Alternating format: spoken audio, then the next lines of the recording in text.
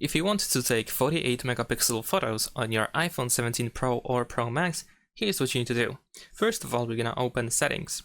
Scroll down in Settings in order to find Camera Settings over here. And then in these settings, choose Formats.